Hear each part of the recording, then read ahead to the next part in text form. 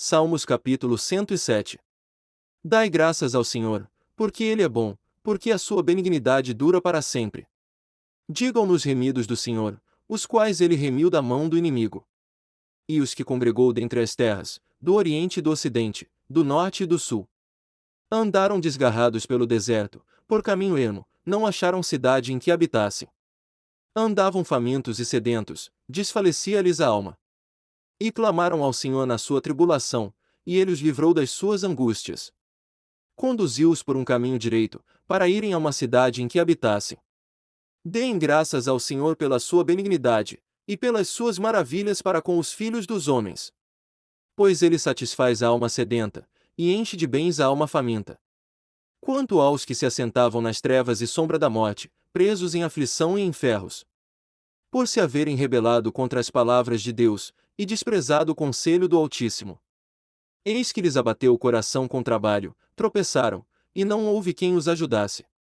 Então clamaram ao Senhor na sua tribulação, e Ele os livrou das suas angústias. Tirou-os das trevas e da sombra da morte, e quebrou-lhes as prisões. Deem graças ao Senhor pela sua benignidade, e pelas suas maravilhas para com os filhos dos homens. Pois quebrou as portas de bronze e despedaçou as trancas de ferro. Os insensatos, por causa do seu caminho de transgressão, e por causa das suas iniquidades, são afligidos. A sua alma aborreceu toda a sorte de comida, e eles chegaram até as portas da morte. Então clamaram ao Senhor na sua tribulação, e Ele os livrou das suas angústias. Enviou a sua palavra, e os sarou, e os livrou da destruição. Deem graças ao Senhor pela sua benignidade, e pelas suas maravilhas para com os filhos dos homens. Ofereçam sacrifícios de louvor, e relatem as suas obras com regozijo.